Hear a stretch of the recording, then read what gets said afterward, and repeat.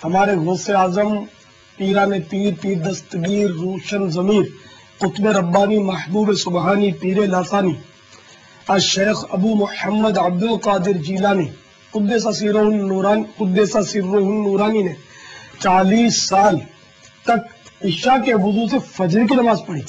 جی دیر ہونے سے وضو ٹوٹتا ہو تو ان کو ہم سے زیادہ مسائل پتا تھے.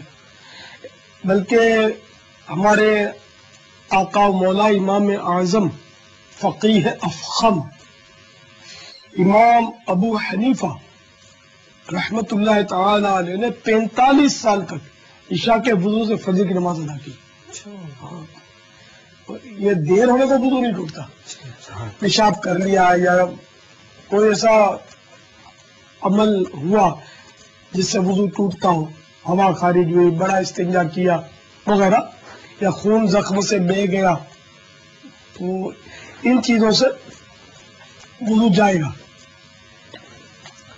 تو ایسی چیزیں کچھ اگر پیش نہیں آئی، یہ وہم ہوتا ہے کہ پتہ نہیں کوئی ہوا وغیرہ خارج ہو گئی، ذہن میں وہم تھا، تو وہ بھی ہوا بھی پیچھے سے خارج ہوئی تو وضو ٹوٹے گا. آگے سے بھی ہوا خارج ہوتی ہے، یہ عوام کو نہیں پتا ہوتا. تو اگر آگے سے مرد یا عورت کے ہوا خارج ہوئی تب بھی وضو نہیں ٹوٹتا.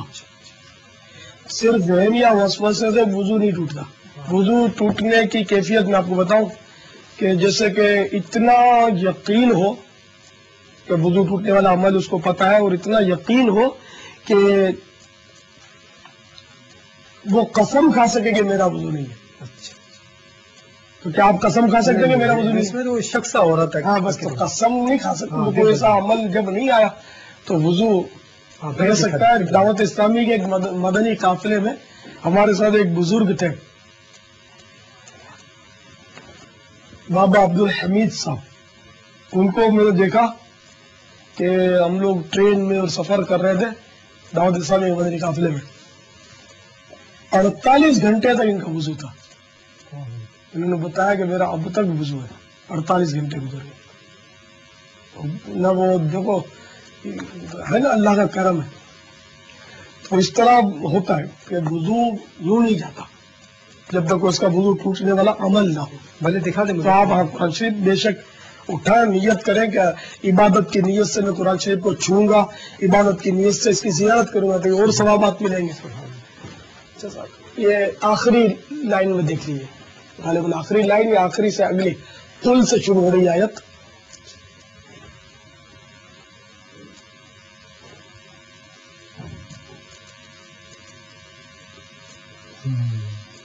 ترجمہ دیکھ لیجیے، کنز الایمان ایک ولی اللہ کا ترجمہ، عاشق رسول کا، امام اہل سنت مولانا شاہ احمد رضا خان کا. تو بڑی پیاری بات بتائی آپ نے، لیکن میرے کو تھوڑا سا مسئلہ یہ آ رہا ہے. آپ جو بات بتا رہے سمجھ میں تو آ رہی ہے، لیکن ان کے بارے میں جو یہ مشہور ہے، یہ کیسی بڑی کرامت ہے. واقعی آپ بھی سوچنے میں مجبور ہو جائیں گے کہ وہ جو جس سے خوش ہو جائے کہتے ہیں تکیے کے نیچے سے تمہارے کو اتنے پیسے ملیں گے، تمہاری الماری کے اندر صبح اٹھو گے تو اتنی رقم ملے گی، رقم مل جاتی. تو یہ چیزیں کیسے ہو جاتی؟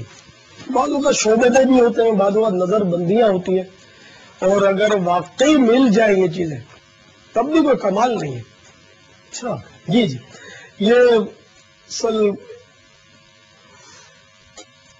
استدراج بولتے ہیں اس کو. ایسے لوگوں سے جو صادر ہوتا ہے نا فاسقین سے، اس کو استدراج بولتے ہیں.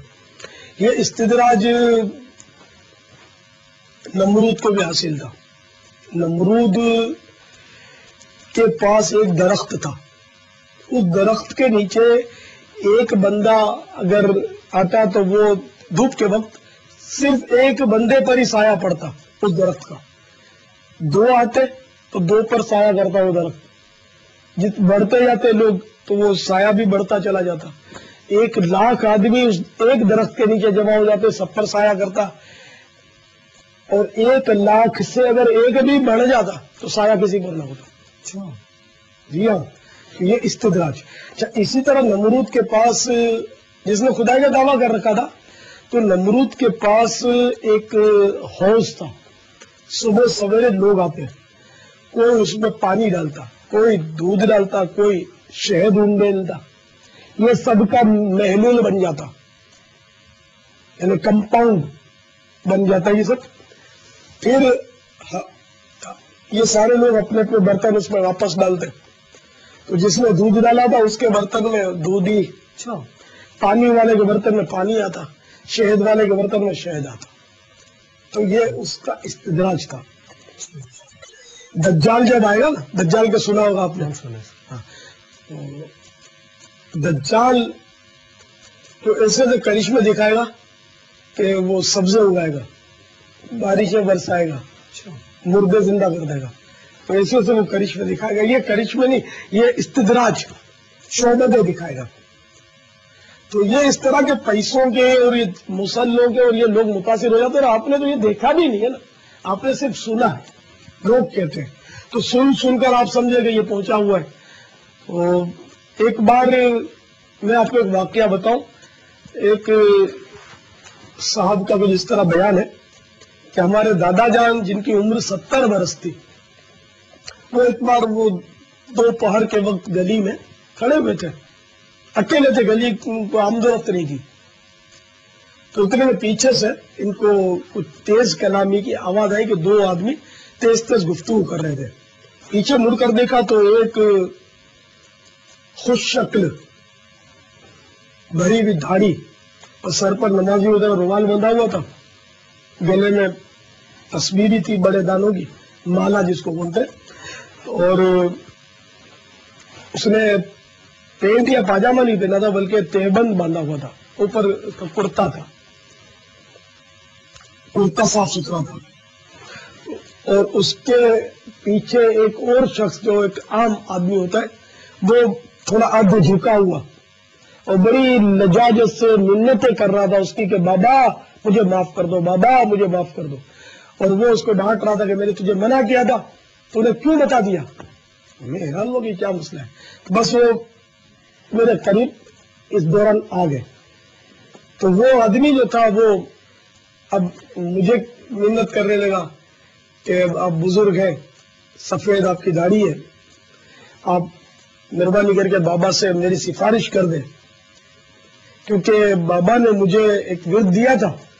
تو میں ان کے ورد کرنے، انہوں نے بولا تھا کہ یہ ورد کرو گے نا، کیونکہ میں بہت غریب اور تنگ دست، تو میرے چھوٹے چھوٹے بچے فاقے ہو رہے تھے. تو انہوں نے ورد دیا تھا تو کہ ورد کرو تو تمہارے مسلح کے نیچے سے روزانہ 500 روپے نکلیں گے. تو میں نے ورد کیا تو روزانہ 500 روپے نکلتے تھے. اور انہوں نے یہ مجھے کہا تھا کہ اگر تم نے کسی کو بتایا نا تو پھر یہ ملنا بند ہو جائیں گے. تو میں کچھ عرصے تک تو لیتا رہا، پھر میرے سے برداشت نہیں ہوا. تو میں نے وہ کسی پر ظاہر کر دیا، بتا دیا کہ میرے کو یوں ورد ہے اور یوں ملتے. بس اس دن سے پیسے ملنے بند ہو گئے اور میں پھر بہت تکلیف میں آ گیا ہوں. اب بابا نظر کرم کرتے نہیں ہے، میں منت کرتا ہوں، پاؤں پکڑتا ہوں، ہاتھ جوڑتا ہوں، مجھے معاف نہیں کرتے. وہ جلال میں آپ بس سفارش کر دیں. تو مسلم بھائی کا کہنا ہے کہ میرے دادا کو رحم آ گیا. دادا جان نے بولا کہ بابا آپ کرم فرما دیجئے، یہ بیچارہ آئندہ میں آپ کو سفارش کرتا ہوں، آئندہ یہ کسی کو نہیں بتائے گا.